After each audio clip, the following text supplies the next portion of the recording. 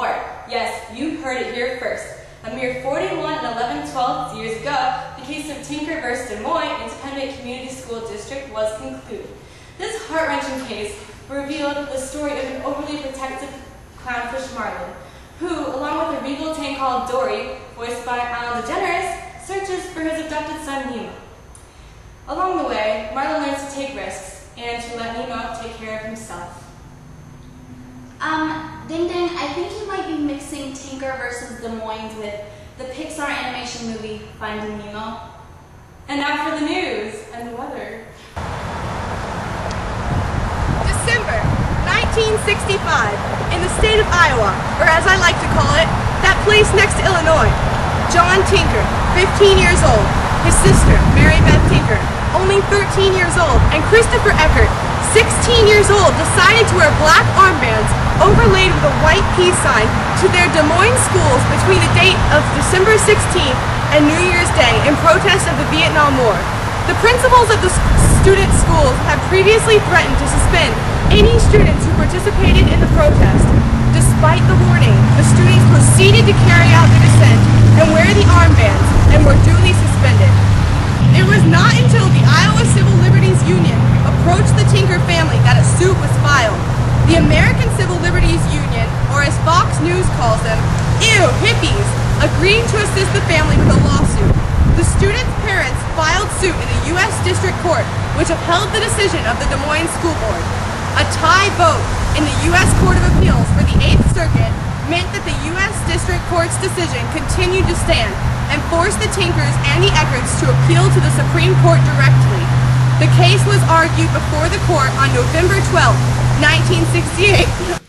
ACLU attorneys representing the students argued that the armbands constituted a form of symbolic speech and, because their demonstration was suppressed, the First Amendment rights were unconstitutionally restrained.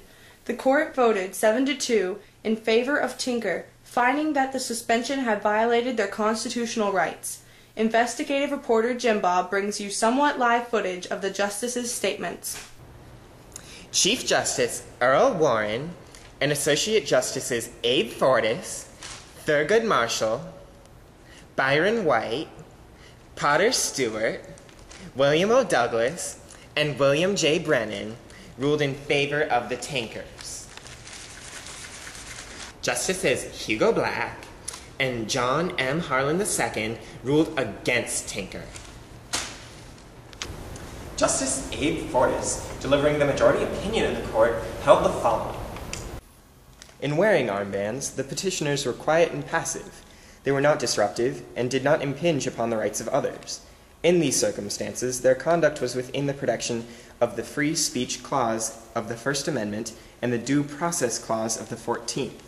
First Amendment rights are available to teachers and students, subject to application in light of the special characteristics of the school environment.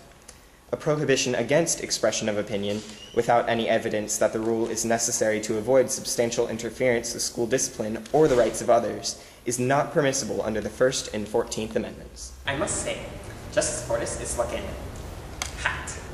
However, Justices Hugo Black and John Marshall Harlan II disagreed with him. In their dissenting opinions, they wrote several statements that disagreed with him. Justice Black made this following assertion. While I have always believed that under the First and 14th Amendments, neither the state nor the federal government has any authority to regulate or censor the content of speech, I have never believed that any person has a right to give speeches or engage in demonstrations where he pleases and when he pleases. Black had long believed that symbolic speech was not protected by the Constitution. He believed that the Tinkers' behavior was indeed disruptive, and he made the following assertion. I repeat that if the time has come when pupils of state-supported schools, kindergartens, grammar schools, or high schools can defy and flout orders of school officials to keep their minds on their own schoolwork, it is the beginning of a new revolutionary era of permissiveness in this country fostered by the judiciary. Harlan issued this statement in his dissent. I find nothing in this record which impugns the good faith of respondents in promulgating the armband regulation.